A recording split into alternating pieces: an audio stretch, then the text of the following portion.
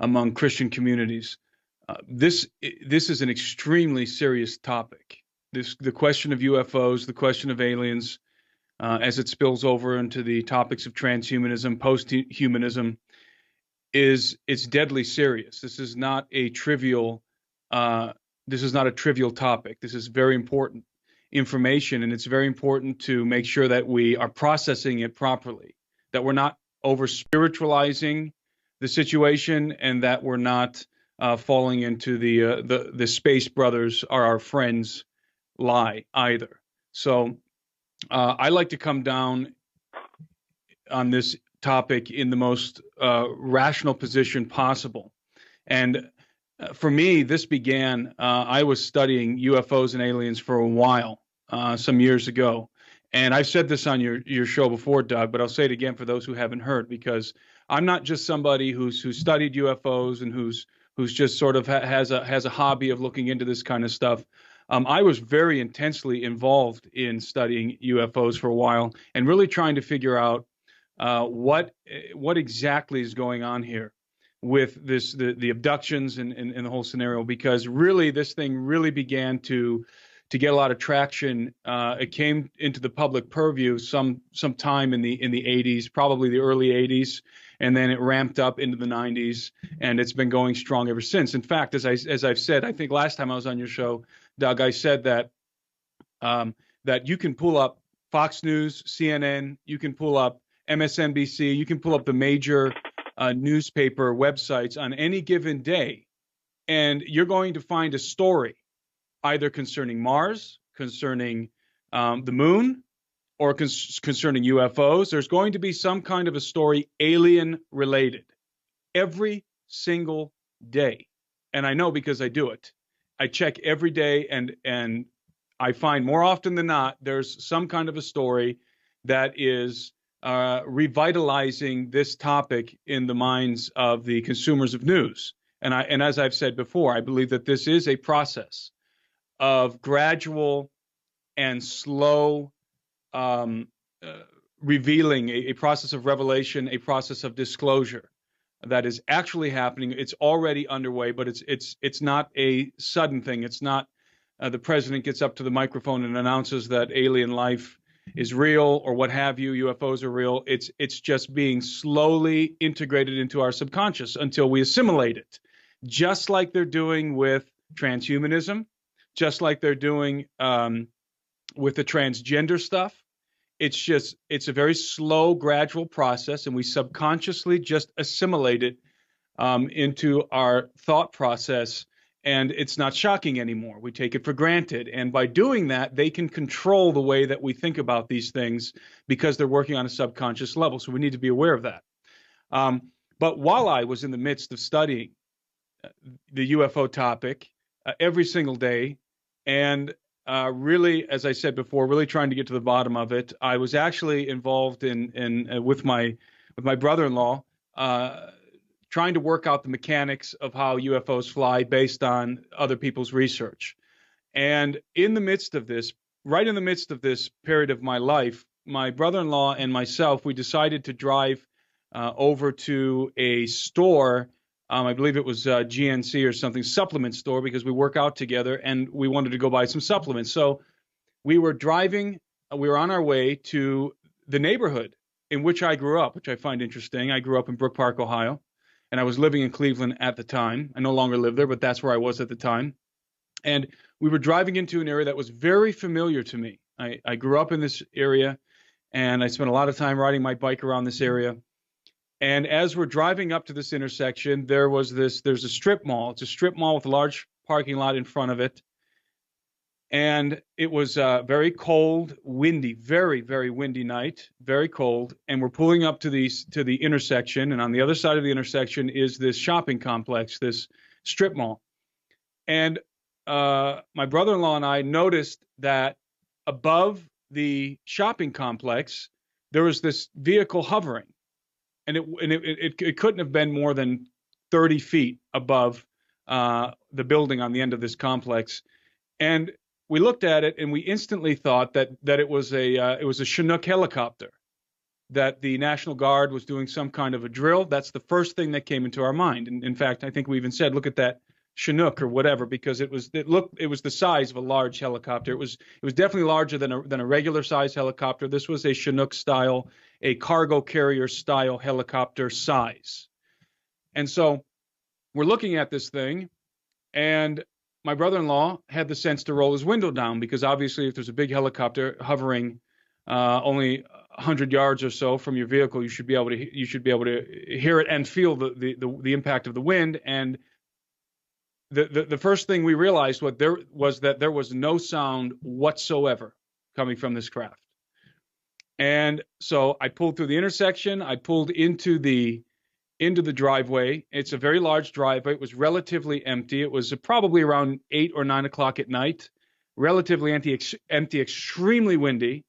I pull in and I just throw my car into park, because this craft moved directly over my vehicle and began to descend right over top of myself and my brother-in-law.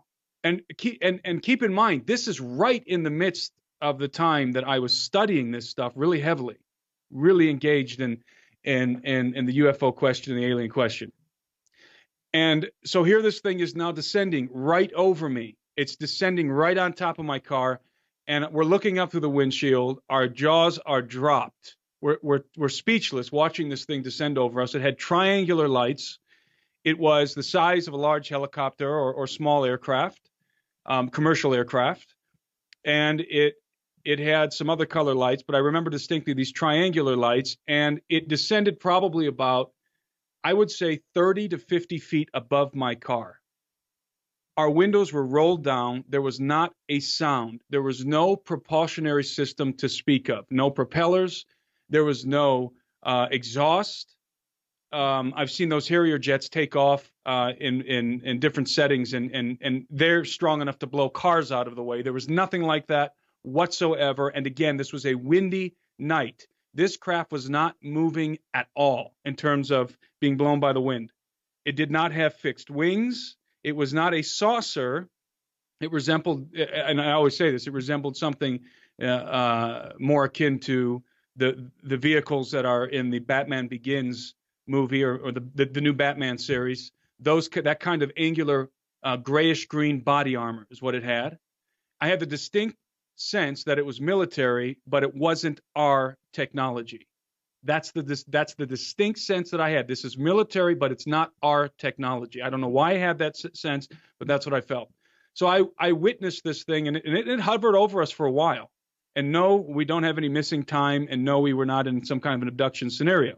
But we were sitting there with our jaws dropped, watching this thing descend over us about 50, 30 feet, somewhere in there. And we were able to see it in great detail. And after a while, after about 20 seconds or so of watching this thing, I told my brother-in-law, his name's Tony, I said, Tony, your phone. He had a smartphone. I didn't at the time. And he began to reach for his phone, scramble for his phone, and was trying to get the video app open on his phone so that we could record this thing. We would have got probably the best UFO footage that was ever put online, the real UFO footage, if he would have got this thing out of his pocket in time. By the time he got it out of his pocket and lifted it up, this craft shot up into the air and began to just drift over towards the horizon. So the reason why I say that is because, again, I was in the midst of studying this. I'm approaching all of this, of course, from a biblical worldview. Most of you know I am a believer in the gospel of Jesus Christ.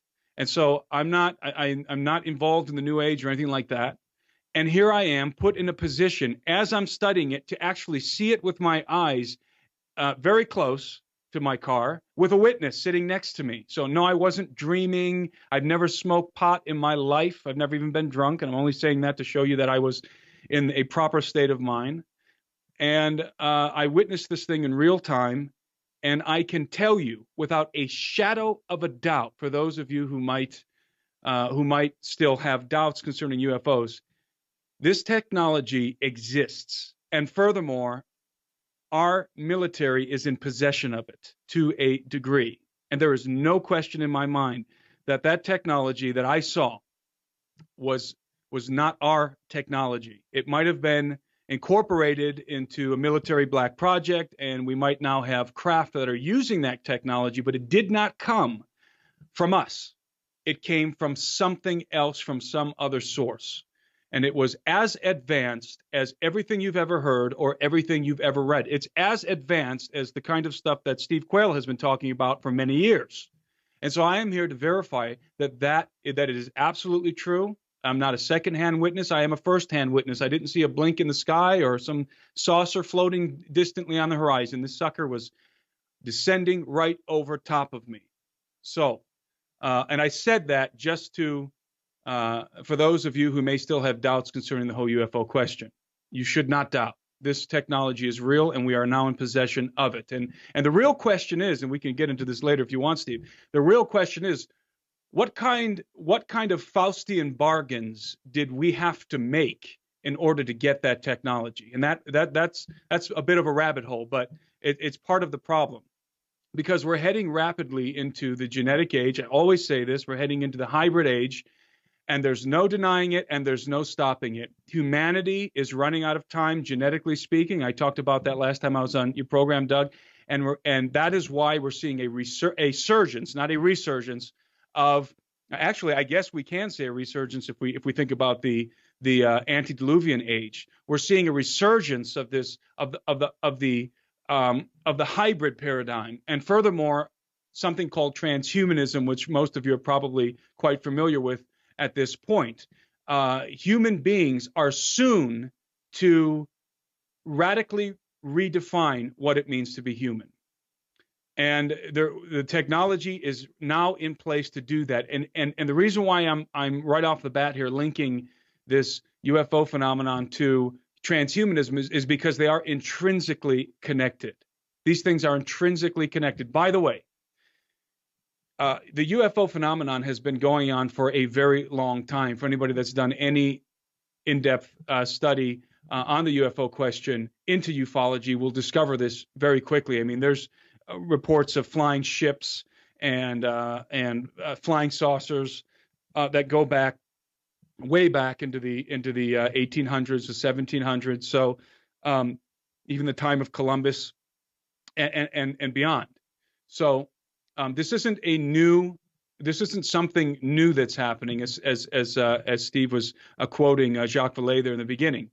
But what we do need to understand is that we have seen an acceleration of this activity in the last century, and there's no question about that. And when I say the last century, what I mean is from the beginning of the 20th century until today, there has been an increase in UFO activity in the earth, alien abductions, and all kinds of high strangeness happening all over the planet. Now, there's something else that had an acceleration during this period of time. There's something else that was advancing, that was progressing concurrently with this acceleration of the UFO phenomenon, and that is the occult.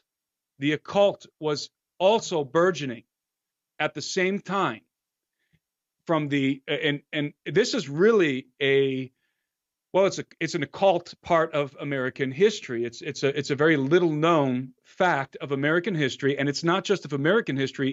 It's really a phenomenon of Western society that's known, but it's little known. Historians know this information, but by and large the public is not aware of how popularized the occult became in the early 20th century. And that's when you get in that area a little bit before the dawn of the 20th century, and then entering into the beginning of the 20th century. That's when you have the most prolific occult personalities, such as Helena Petrovna Blavatsky, Nicholas Roerich. You have Aleister Crowley. These are the kind of characters that are coming onto the scene, and shortly thereafter, you have the occult. You have the occult political party of the Nazis, the Third Reich. The Nazi Party was an occult party. It was a religious party. It was not purely political. It was an amalgamation of the occult and of political ideals. And a lot of the undergirding, the occult undergirding, a lot of the philosophical undergirding that went into the Third Reich, into the formulation of the Nazi Party, came directly from the secret doctrine, came directly from the famous occultists, the German occultists and the Russian occultists that were making their rounds around the earth at that time. And they were teaching this esoteric knowledge.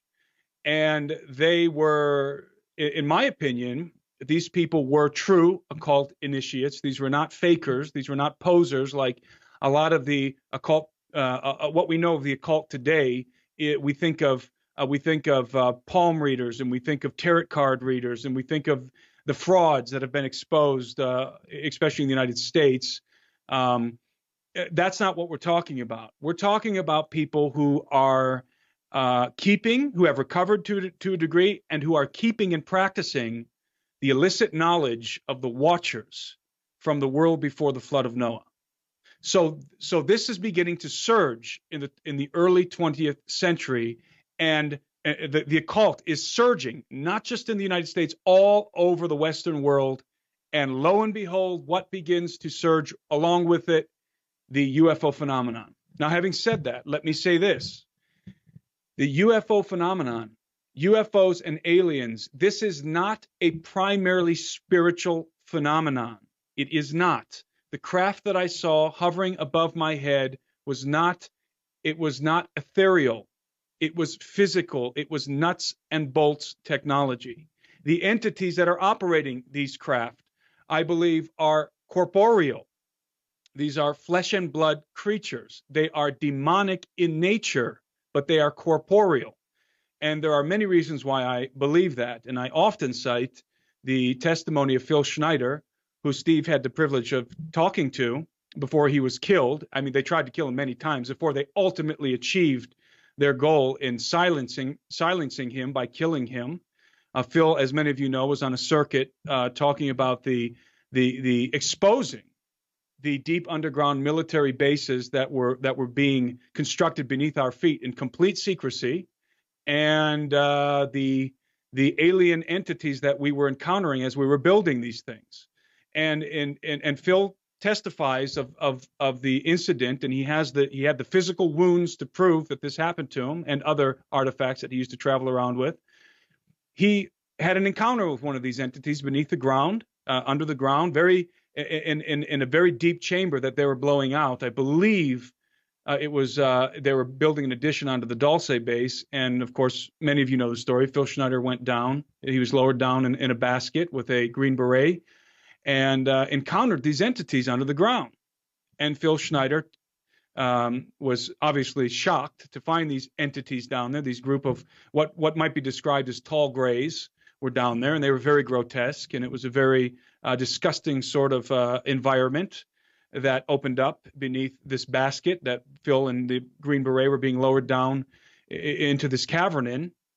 And Phil Schneider pulled out his pistol and shot a few of these things dead with a pistol before one of them waved its hand in front of its chest, and some sort of a plasma or some sort of a electric discharge hit Phil, burned two of his fingers off, burned his toes, some of his toes off, and gave him a very aggressive form of cancer.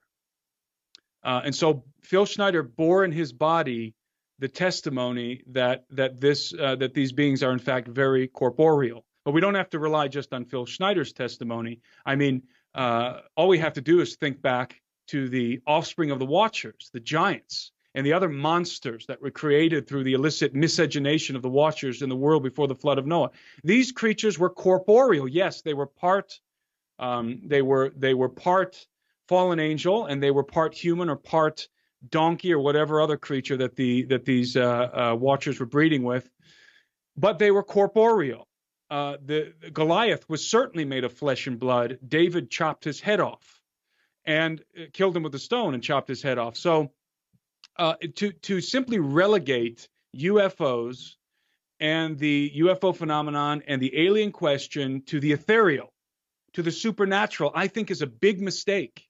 And there's a lot of people out there who are attempting to do this for some reason.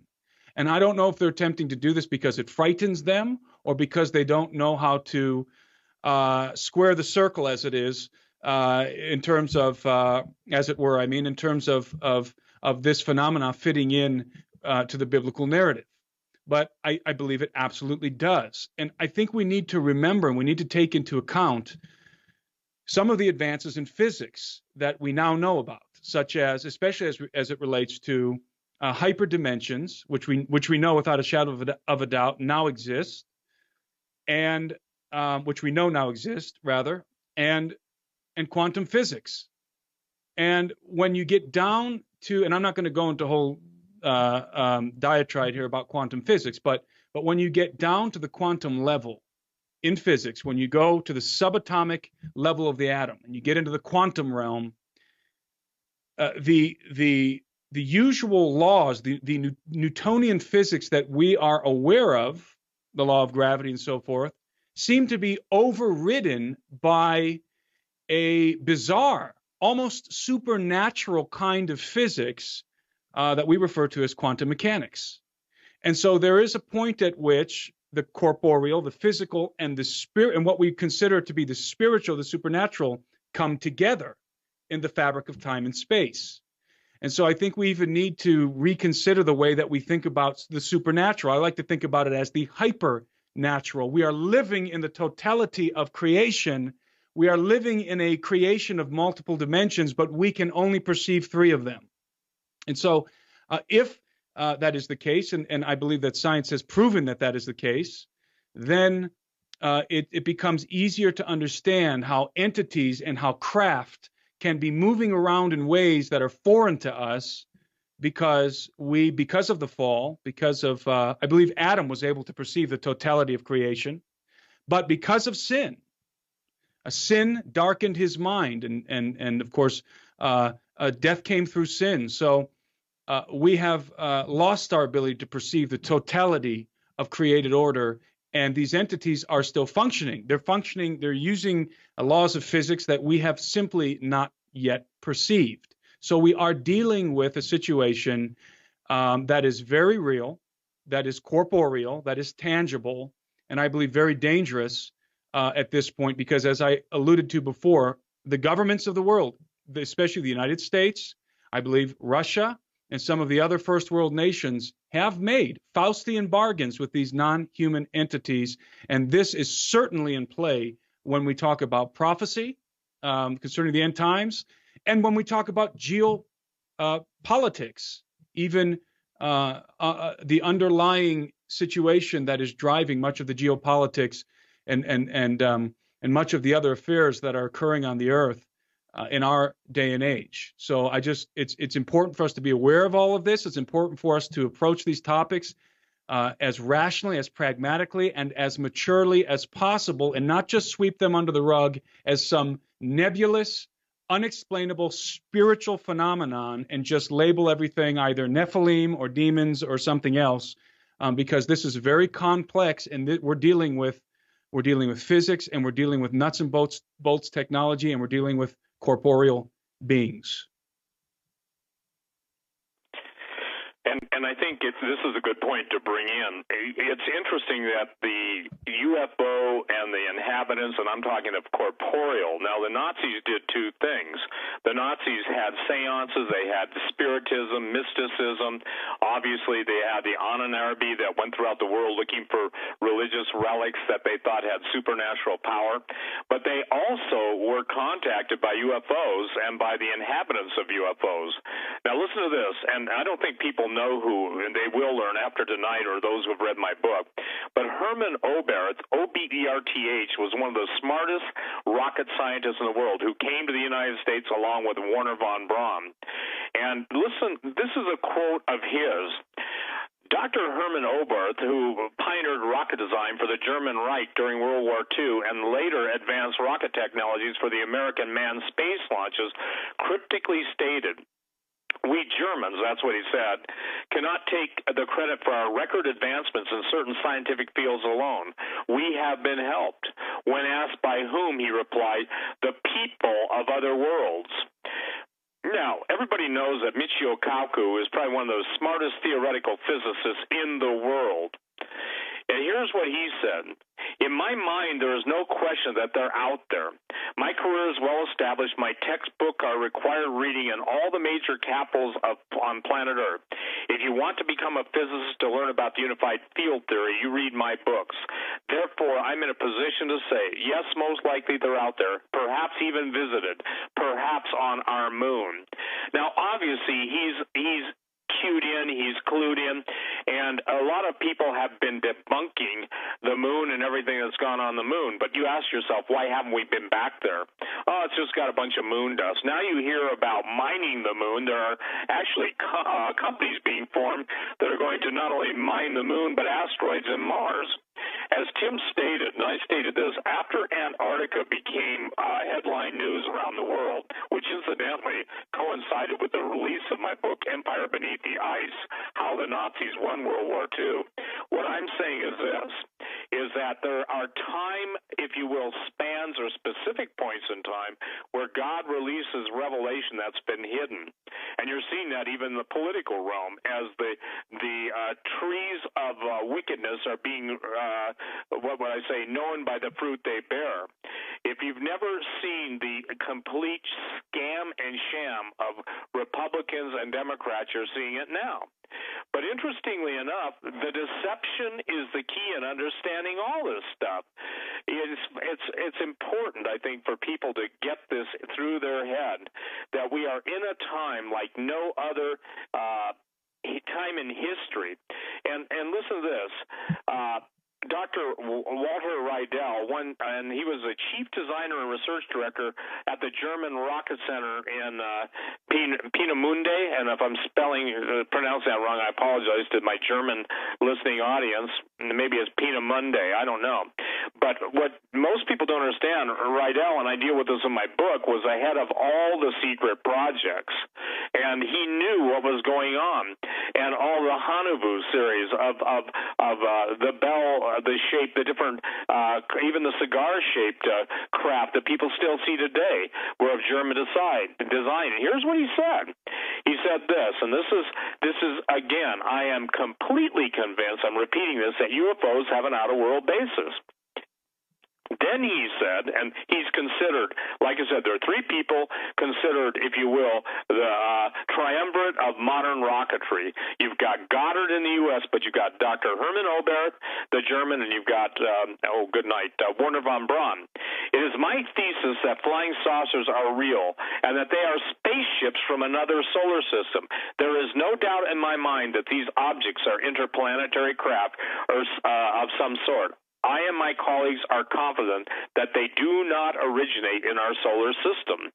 Now, we've been on record, both Tim and I have been on record, that as we find the evidence or more archaeological ancient history of stargates and of the phenomenon associated with stargates, you can't even get away from acknowledging the drawings, if you will, of whether they're ancient astronauts. Now, here's where we differ. We are not of the ancient astronaut theory that they created us. I am of the opinion, and I'll be presenting this at Branson, I'll be presenting a 15-minute video that's been produced that shows the whole realm of God's judgment on the planet Rahab.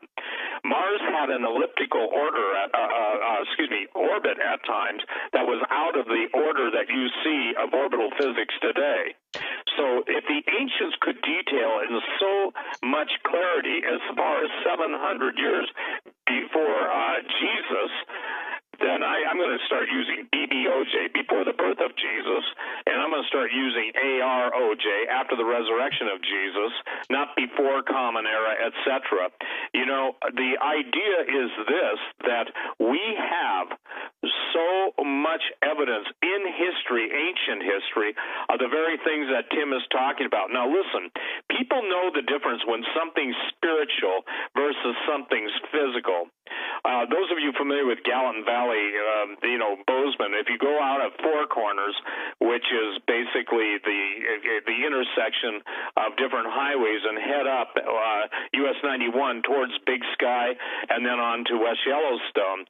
My wife and I were coming down about 10 years ago, maybe 15 years ago now, at the Squaw Creek turnoff. The Squaw Creek turnoff is kind of a stone bridge that goes over to a place called Squaw Creek. There's a Forest Service cabin. And we looked up to the right as we were driving down the canyon, headed north towards Bozeman, and there was a giant column of light that had to be 3 miles wide. It was almost as coherent as a laser beam, but it was something that you'd only see in a movie, special effects. And it was absolutely making no noise. So I said to my lovely wife, let's cross the bridge and go look at it. To which she said, are you nuts? And I basically yielded to probably her wisdom. But so many times, Doug, I've been in the night vision business, and I used to have a photo store, sold really high-powered telescopes. I mean, high-dollar ones, beyond 14-inch celestrons. For those of you who are 14-inch meets, the point is that so many phenomenon are visible with night vision in the night skies, seeing things crossing the horizon that are not satellites, that go contrary, that zigzag, and they usually fly in formations of 3. So now let me tell you a story that happened during the radio career, and a lot of people may remember this. I was about to bring on, and I won't name him, a very well-placed special operations general who basically has got magic and cosmic clearance, and he's the guy that decides who gets it. There's 2 factions going on in Majestic. There's the evil faction and then the magic faction, which is good, named after the Magi, not magic as in ritual magic or anything like that. The idea simply is that they have so much advance that unless you understand Bud Rich's statement, Bud Rich, and Ben Rich, I think his name they called him Bud sometimes, but his name is Ben Rich. He said this. Now, he was the second director of Lockheed Skunk Works, which makes all the secret stuff and reverse engineers everything. We now have technology to take E.T. home.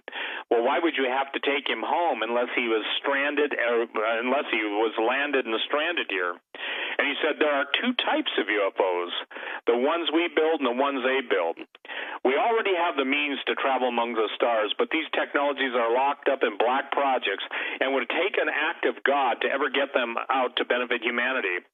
And then he goes on to say, when asked how do these UFO propulsion systems work, he said, let me ask you, how does ESP work? The questioner responded, all points in time and space are connected. Rich then said, that's how it works. So back to the general. I don't know, Doug, if you remember, I think you and I were making friends about the time that relationship was ending. But I can tell you this, Hawk was very much involved in this. There were people that were eyewitnesses. Diana, you remember this if you're listening. There were others who were basically given get off the planet patches, and you may have a really hard time to believe that. But anyway, the technology that they possess is so far in the future that the statement was as far back in time as you can imagine. That's how far in the future we already are. So the Saturn space program, the space shuttle, all the stuff you see as the visible representation of the National Aeronautics Space Administration, or as some people call it more correctly, never a straight answer. The idea simply is this. That was for public consumption. When you want to figure out where all the trillions and trillions of dollars have gone, they've gone into black projects. Those who have been very vociferous about Stargates, I know 2 people that have been through them. Actually, more than that, but I know 2 that I can call up now. The other ones I can't talk to anymore. The point being is that it's so hard for the humans who get on airplanes to fly here to there, even jet fighter pilots who can, travel at sometimes, let's say, 2,000 miles per hour, or the secret black stuff that uses electrogravitics and can jump space.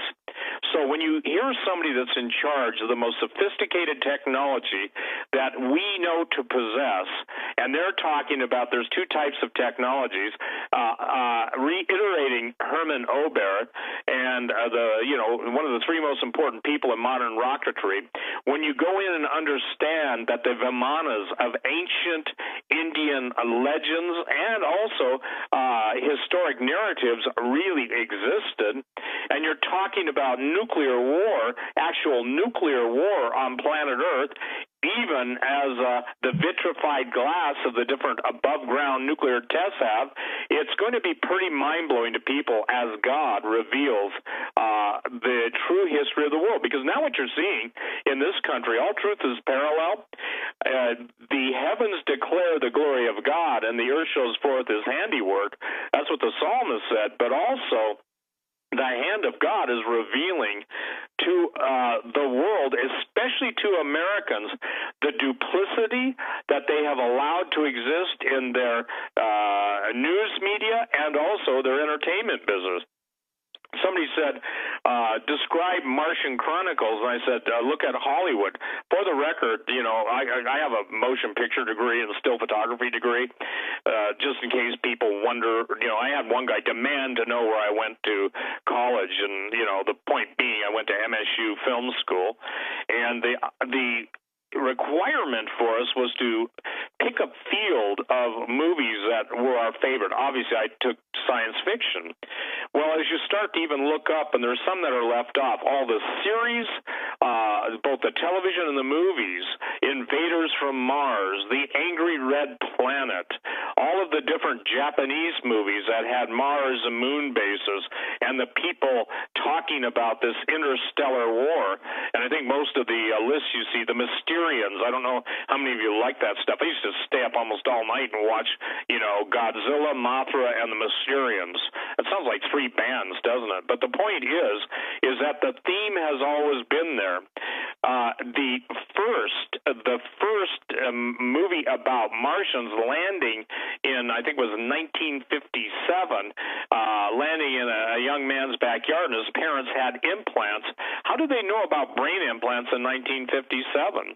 And what's astonishing is that so many of the stelae, so many of the petroglyphs, geoglyphs, all of even the paintings, the rock paintings, the rock art, when you look deeper, they're constellations, and they could not have had the knowledge as looking heavenward, but whoever was in the heavens had to come down and tell them about the movement of the stars. Every single pyramid, every single sacred, mysterious, unusual site, all lined up with the heavens. And as we talk in our movie, The Holocaust of Giants, we talk about the events that are going on to cover up the true history.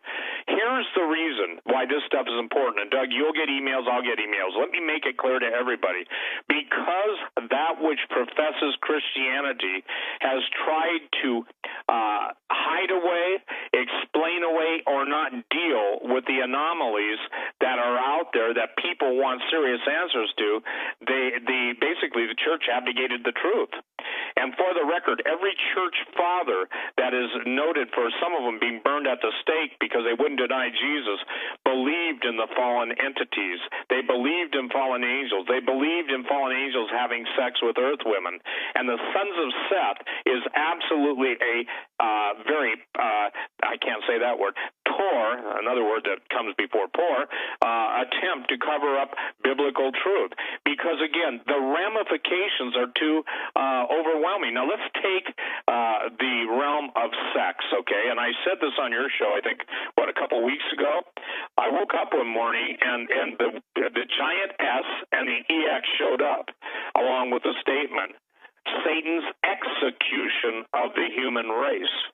Now, I started thinking about that, and as one of the guys that was first on the block of, maybe Blog Talk or Block Talk Radio, BLOCK, Talk Radio, the idea that we would come to a place where artificial intelligence, where literally we would have sex bots. Believe me, that didn't go over well, Doug, 24 years ago.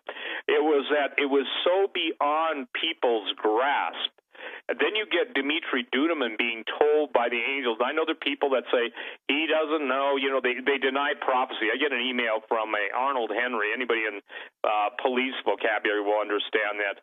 Why do you believe all these prophets? Well, because some of them been right. And, boy, this guy would have a real hard time with the fact that, the prophetic nature of Matthew 24, Luke 21, and Mark, and then all of the book of Daniel, the time of the end where knowledge would increase, they testify against the ignorant denial of prophetic. And in the book of Daniel, it talks about an alien God.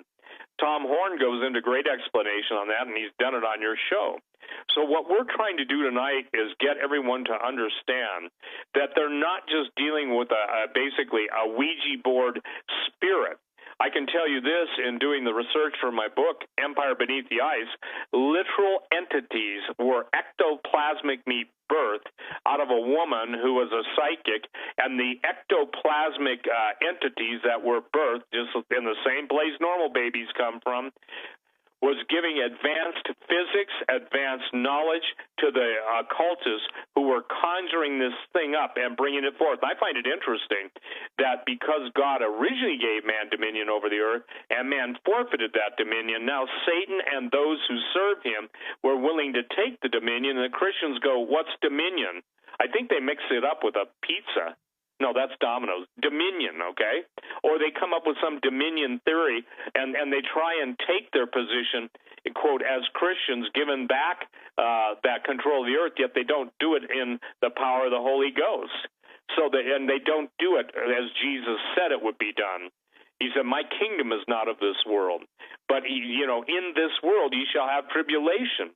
So modern-day Christianity, actually starting with the Darbyites and the Irvingites and the McDonald sisters, comes up with you get out of here before it gets bad. And now I think, and you may know better than I do, Tim, but aren't there people saying that September 21st to 23rd, that's when the rapture happens and all that? Steve. I tell people there's only one difference between rapture and rupture, and that's the letter U. And I'm not being facetious. I believe, and I'm on record as saying this, that I don't care how many of you get upset. I would challenge every one of you to try and put into perspective, number one, that you're still here. Number two, we're talking about North Korea, nuclear war, Russia, China, everybody ganging up on the United States. Hey, Steve, if you can hold that thought. Yeah. We're right up against the break. Folks, you're listening to Steve Quayle and Timothy Alberino. They'll be with us throughout the next hour, taking us to the end of the show. Don't go anywhere. You're listening to this Thursday edition of the Hagman Report. We'll be right back.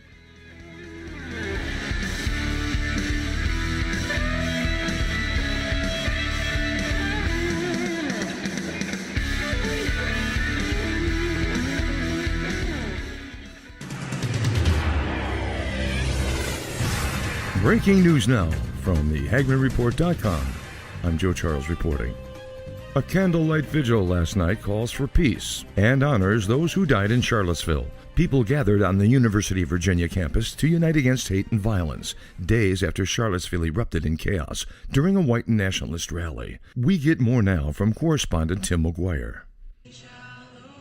Hundreds of people carried lit candles on the lawn at the University of Virginia, the same space where neo-Nazis, white nationalists, and other groups staged a torchlight rally that touched off a violent weekend in the city.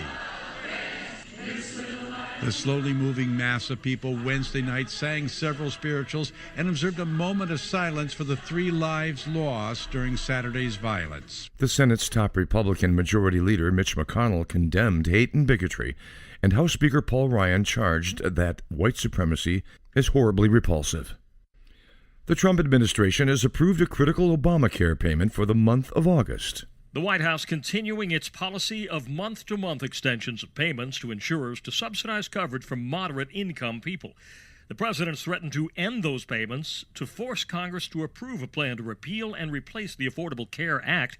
Congressional scorekeepers say that could spark a 20% hike in premiums for many enrollees.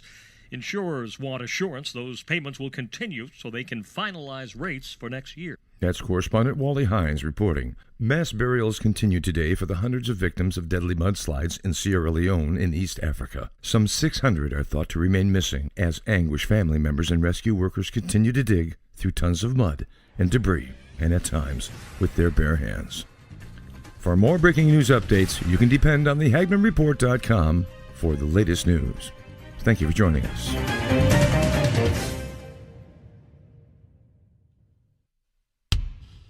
Reporting on what the mainstream media won't, you're listening to the Hagman and Hagman Report on the Global Star Radio Network.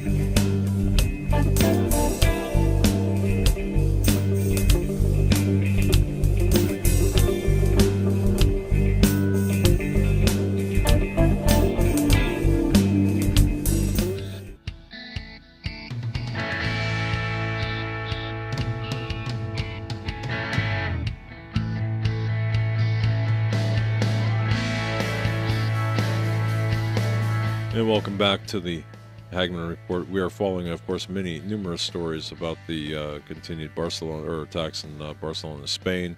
And I say attacks, multiple attacks, meaning one by vehicle, one apparently an explosion. Perhaps that wasn't an attack as much as it was premature detonation. But nonetheless, we are following that as we bring forth tonight Mr. Timothy Alberino and Mr. Steve Quayle, both experts in the field, talking about the ultimate deception. And that's really where our eyes must, I believe, truly. Everything else is kind of window dressing to what really is at the heart of things here on planet Earth, shall we say, is the deception that is coming and the people that will be fooled.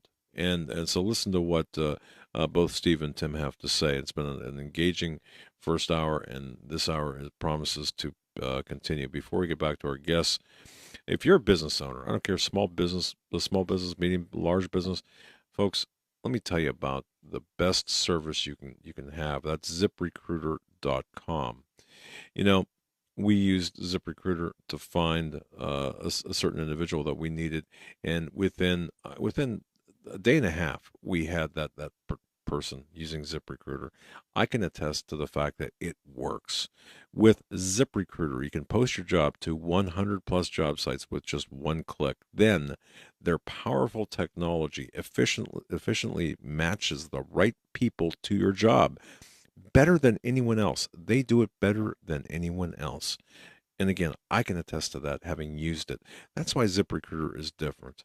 And unlike other job sites, ZipRecruiter doesn't depend on candidates finding you. It finds them. In fact, over 80% of jobs posted on ZipRecruiter get a qualified candidate in just 24 hours. No juggling emails or calls to your office. Simply screen, rate, manage candidates all in one place with ZipRecruiter's easy-to-use dashboard. Now, here's what you do. You find out today why ZipRecruiter has been used by businesses of all sizes to find the most qualified job candidates with immediate results. Right now, listeners to the Hagman Report can post jobs on ZipRecruiter for free. That's right, free. Just go to ZipRecruiter.com/Hagman. That's ZipRecruiter.com/Hagman. One more time to try it for free. Go to ZipRecruiter.com/Hagman. And I'm going to thank the fine folks at ZipRecruiter and BTR as well. Great to be partnered up with them. Joe, I'm going to kick it over to you. Let's bring them back on our guests, as you've got the interface there. Our guests are Steve Quayle from SteveQuayle.com and Timothy Alberino. Steve, right before the break, you were talking about rapture or rupture, and you only got through one of your points there. Okay, well, I'm not trying to be cute. What I'm trying to share is this. that to rupture means to break. It means to literally cause to come apart. And what I'm worried about is as all these incidents take place in the world, whether they're terrorist incidents, whether they're aerial phenomenon, whether it's the eclipse, whether it's planetary alignment, stargates opening, creatures, all this stuff, we don't have to, as Christians, fear these days. We are to overcome these days. And so what I'm saying is this: if God declares that once more will he shake the heavens and the earth, then I think it's important that people understand that sometimes when God shakes our theology or our attempt to stay non-involved in reality, there are no spectators in the kingdom of God, only active participants. Whether you want to and you joy in the fact that being wise is winning souls, not criticizing those who do, but the point is that we've got so many different voices out there, and even the people now that were the biggest proponents, I'm going to turn it right over to you, Tim, of, we get out of here before things get bad or really bad, yet what is the definition of really bad? Well, I'll tell you this, that the country, and Doug, you remember when I used to say this and people would give you emails or call you or say stuff, I said, we're going into a civil war. I remember saying that on Art Bell when he was still the host of Coast to Coast, and he said, well, I hope not. I reiterated when George took over, and he had a hard time embracing that. And George is a smart guy, and Art is a very smart guy. But again, the idea is if it doesn't happen in 5 years, then, you're a liar, you're a fraud, you're a doomsday, you're a fear porner guy. But what we're talking about now is that which I believe Jesus made very clear when he said, be ye not deceived. And so with that, I'll turn it over to you, Tim, because, again, we're trying to share with people tonight. And by the way, those of you who are going to Branson are going to be live streaming. Please go on our website, True Legends, plural, theseries.com, because we're going to be taking from where we left off in the Holocaust of Giants and the Unholy See previous to that, and we're going to take you up to the most, I would say, this compelling research and information that we've ever been given or that we've ever given out. And you'll have a chance to hear Tim interpret before Tim speaks. Man, Tim, you're going to do a lot of talking. Anselm P. Rambla, the most interesting man in the world, and both Tim and I now are in agreement on that, talk about his extensive findings in Peru and the largest stargate in the world, at least on this planet. So go ahead, Tim. Your thoughts as we're entering into this time of, the revelation of flying saucers, in essence, the Matthew 24 period, the thoughts you have currently as you read, you're a voracious reader, you obviously are a voracious researcher, and you'll eat anything in the world as long as, I guess, it isn't dead on the road. Tim once told me he eats anything, and when he ran through the litany of what he ate, it shocked me, and I thought, man, that guy is literally Tim of the jungle. Go ahead, Tim. I ate everything except for people. So that's where I draw the line. Okay. Thank you for that. It's also, if people are wanting to live stream the conference, it's gen6conferences.com. I don't think I have a link up on TrueLegendsTheSeries.com, so you can go directly to gen6conferences.com to sign up for the live streaming. And, I've been working on my presentation that I'm going to be delivering at the conference. And yes, I have to translate Anselm P. Rambla right before my presentation, so hopefully I'm not out of gas before I get on the stage to do my presentation. But Anselm is a wild guy. I mean, his research is phenomenal, and I think everybody who comes into contact with Anselm, let's just put it this way, is impressed with that man. And I think you would agree, Steve, that everybody who comes into contact with him is just, their minds are blown, because this is the guy, he's the real deal in terms of an explorer. And so anyways, but at the conference, I know that there's some things that I've been preparing that I want to say that have sort of, they've been sort of disparate thoughts floating around in my head that are suddenly coming together in a coherent way. And so that excites me, because I feel like there's a purpose, there's a divine purpose for the information that's coming forth at this conference. And I'm not saying that to hype the conference. It's just a fact.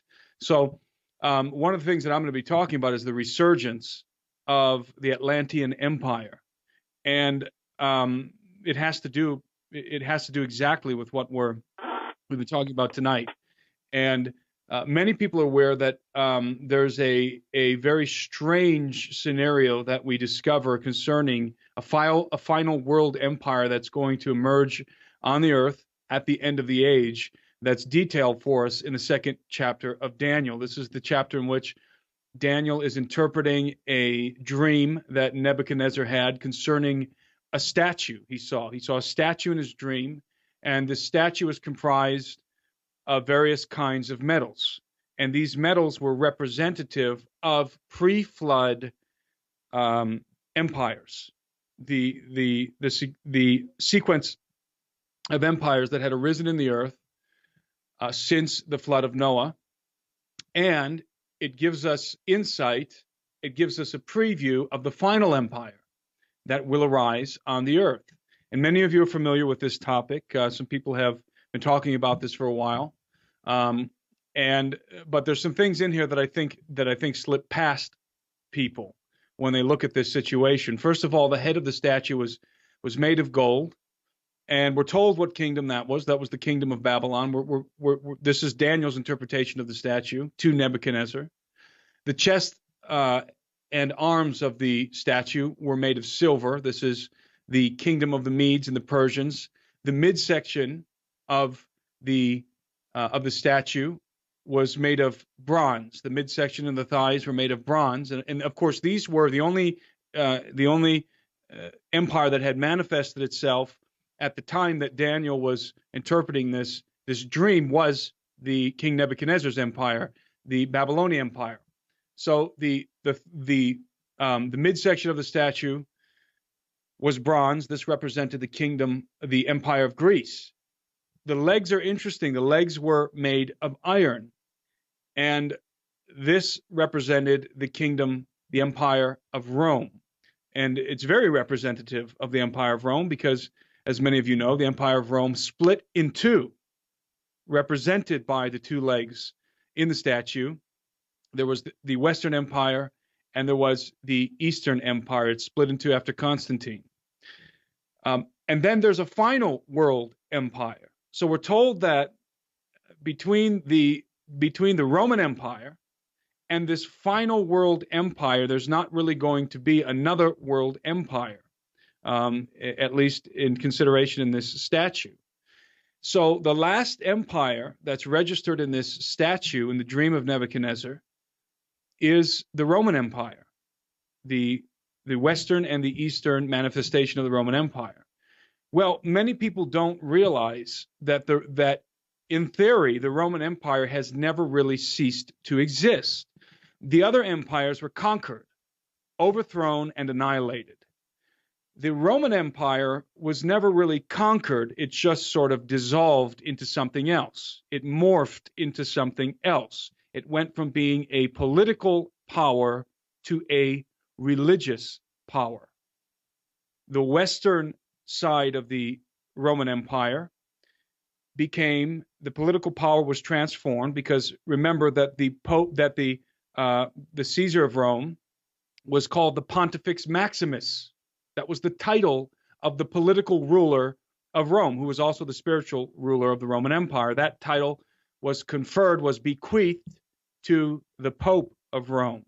And so it was a very subtle transfer of power from the Empire of Rome, the political empire of Rome, to the religious Roman Empire, which we know today as the Roman Catholic Church, the Western end. And then the Eastern side became the Orthodox Church, not as powerful as the Western, as its Western counterpart, but nonetheless the continuation of the Eastern Roman Empire, the Byzantine Empire, which was the Roman Empire, the Eastern version of the Roman Empire.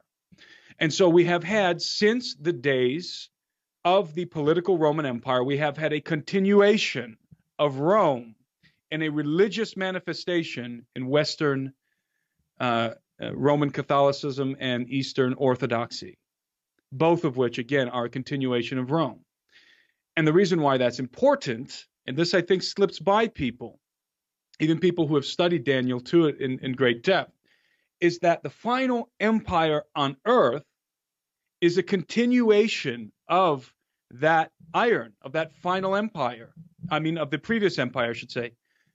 Because the final empire is the feet of the statue represented by a mixture of iron and clay.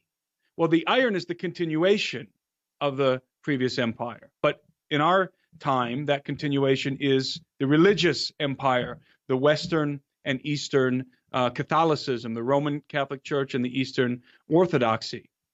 But there's this new element, this clay that's mixed into the equation. And we're told what the clay is. And we're not told exactly what the clay is, but we're given a hint as to what the clay is, because we're told that, Daniel says, as you saw iron mixed with ceramic clay, they shall mingle themselves with the seed of men, but they will not adhere or cleave to one another, just as iron does not mix with clay. So here we have they being inserted into this situation, into this statue, into this final empire, the feet of this final empire. There's this mysterious they who are suddenly in the equation. Now, we know that the they are not a natural part of the continuation of the iron, of the previous world empire, the Roman Empire. They are mixed in to this scenario, okay? Well, let's think about that.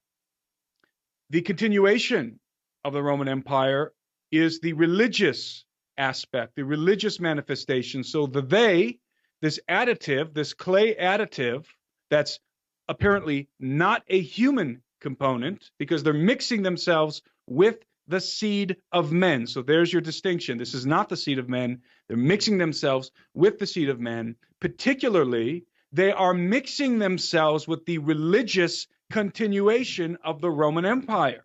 And this is the part that slips by a lot of people. So, what am I saying? What is this implying? First of all, let me say that at the end of the day, this entire statue at the end of the vision is demolished by a stone that comes down, and it demolishes the statue. It annihilates this final empire, and from this stone, it grows into a great mountain. That is the kingdom of the Lord Jesus Christ. So that's the end of the vision. I mean, that's what happens at the end. So no matter who they are, they're going to be annihilated. Their empire will be annihilated. But it's interesting to note that you have the two legs that are perfectly describing the two Roman empires, West and East, and then you have the feet, which the feet have 10 toes. There are 10 toes on the feet, and suddenly we have these 10 kings in the book of Revelation, and we have to now start thinking about these 10 kings and the unfolding of the prophetic scenario in the book of Revelation as not entirely human, because there is a they component that is mingling with the seed of men. And if you look into and we were talking about the occult, the phenomenon of the accelerated of the public acceleration of the occult in the United States and in the Western world. One of the primary objectives of the occult, of the mystery schools worldwide, without a doubt, and you can read Manly P. Hall. All you have to do is read Manly P. Hall, and you're going to find this out immediately, is the resurrection and the restoration of the Atlantean Empire, of the Atlantean paradigm, which is to say, the resurrection of the Golden Age, the time when the gods were among men and were mingling themselves with the seed of men. So what we see in Daniel's statue is a resurgence of the Atlantean paradigm, and it goes further.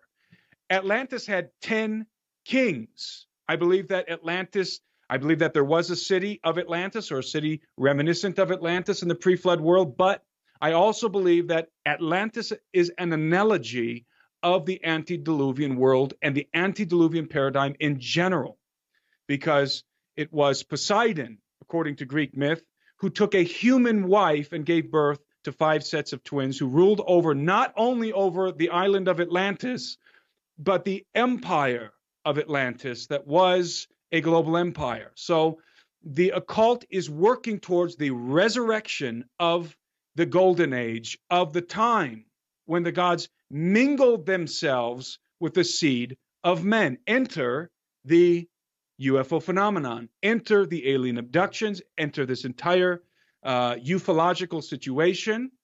And I believe it's absolutely correlates with the idea of the resurrection of the golden age. That's why the occult is accelerating all of this and is being used as a mouthpiece and as a vehicle through which these entities are beginning to rebuild the empire that was lost in the judgment of God beneath the waves of the great flood. It is going to resurge in the earth. And I go into much more detail in my presentation. I think there's some very surprising and shocking information in my presentation that I'm not going to divulge here, but that will be a part of my presentation in Branson. So what we have is, getting back to the Church of Rome, the spiritual manifestation. And by the way, let me just say this, and I know Steve can attest to this. There's a lot of people talking about a lot of things out there now on the internet, in the world of YouTube. Everything from Mandela effect to flat earth, everything in between. But there are very few subjects that are going to get people kicked off of YouTube or in a situation where there's an attempted murder. And the subject that I'm about to talk about is one of those subjects. This is not just some kind of a light thing that we kick around haphazardly. This is very serious. And we are right now in the process, Steve and I are in the process of putting together the expedition for episode 4 of our True Legend series. And I'm not going to go any further than that. We're not going to divulge where we're going or what we're doing because it's highly sensitive. But we're actively working on this.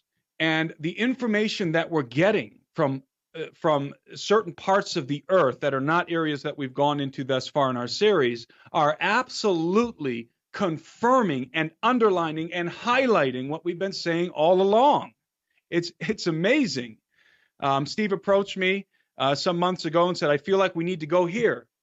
And I didn't really know what was going on in this area of the world that Steve was pointing to. But I found out later on, my God, this is a amalgamation of everything we've been talking about, and it takes it to the next level. So, and it has to do with a lot of different things that we've dealt with in our films. But so back to this manifestation of this religious empire and they that's mingling themselves with it, specifically with this empire, the continuation of the iron in the legs.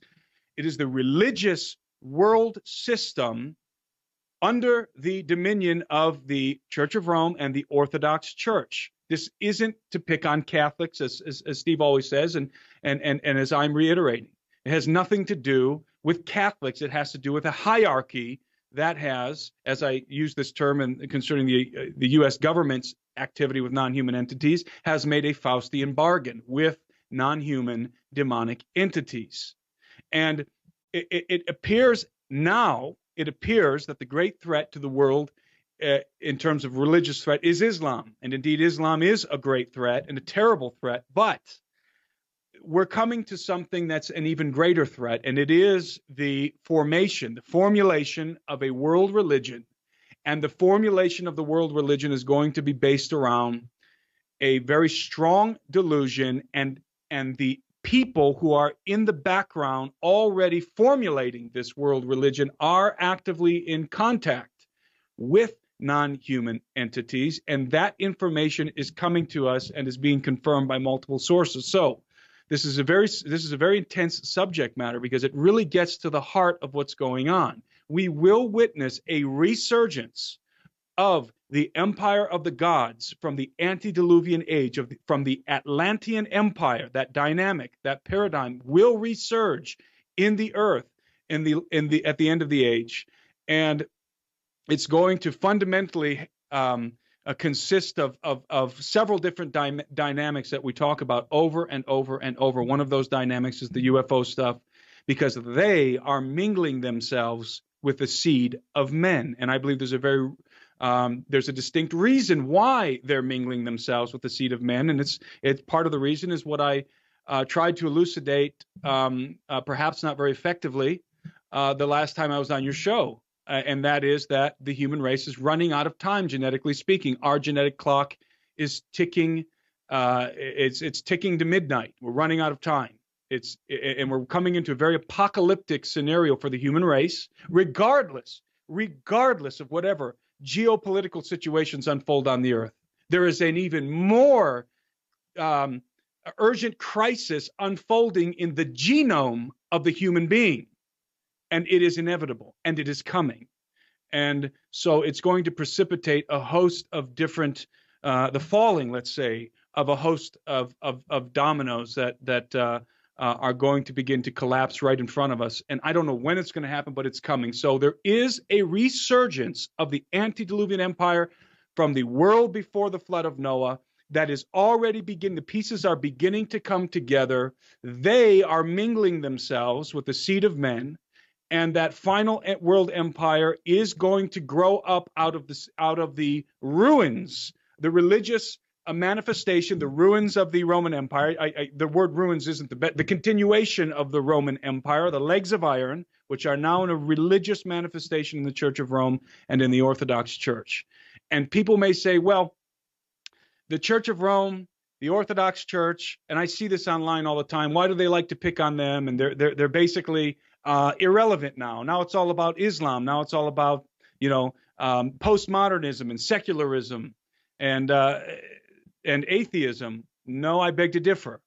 I think that what's percolating in the background, behind the curtains, over in Vatican City, is much more of a threat, much more dynamic, much more important than anything that we're seeing on the geopolitical stage yet, or currently, I should say. So this is something that I think is overlooked in terms of this continuation of Rome, the iron mixed with clay, the religious continuation of the Empire of Rome, and the admixture of these non-human entities, the they that are already beginning to mingle themselves with the seed of men.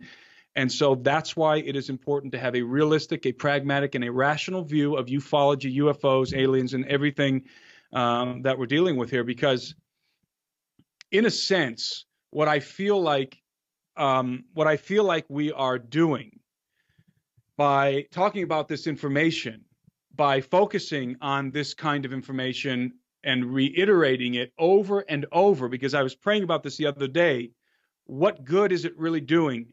Are we really having an impact? And what I felt in my spirit was the Lord telling me that what we're doing is we're creating a vanguard, that we're creating an informational vanguard, if you will, that we are going before the people and pulling the curtains back before the official disclosure moment, when people it will be a shock and awe situation, even though we are already gradually being acclimated to these ideas, the ideas of extraterrestrial life and so forth, as I talked about before. So I feel like this is creating a vanguard. This is putting the information out there in advance, giving people time to understand it, giving people time to modify their paradigms that need modification, to mature in the Lord, to mature in the way that we process information, and to become advanced in our thinking and ready for the advanced assault that is, again, percolating in the background. And I don't think it is a coincidence that there are all of these red herrings being thrown into the mix on the internet, on YouTube, and in other places. And I think a lot of you know what red herrings I'm referring to, that are causing people to go down all of these different trails and breaking up what was, I would say that what was about 5 years ago, a solid front, pressing forward into the idea of a secret space program, into the idea of the ufological stuff, into the idea of the ruling elite and the Luciferian plans that are being concocted in secret. I think that there was a more unified push, and so there was some psyops launched to break up that community. You can call them the Christian truther community, whatever you want to call it. And so we're seeing already an offensive that has been launched against us, and it is having, unfortunately, a real effect. And so I'm going to kick it back to you guys. Wow. Doug, do you want to say anything before I take it? No. Well, Just, Tim, is there any way you can expand on what you just said with respect to the unified front and the attempt to derail that? I know you've got to be careful, but for those who don't know what you're referring to, perhaps you can just kind of nudge that a little bit more. Well, as I said, I feel like what's been happening is a vanguard is being prepared. Yes. Is moving forward and has been coming together for some time. And so the objective was to break it up. Right. Break it up because there's too much quality information coming forth. The pieces are coming together. So it's like, it's like slamming a cue ball into the rack and breaking the balls apart so that they go in their different directions and go down different rabbit holes. So, and I would say, and I think people know what I'm talking about, although this will be very controversial to a lot of people listening, but I don't really care at this point. I really do believe that the flat Earth thing is a psyop, and I know that Steve wholeheartedly agrees with me, and that there's a lot of and there's I a lot of that other as well. things out there that are psyops that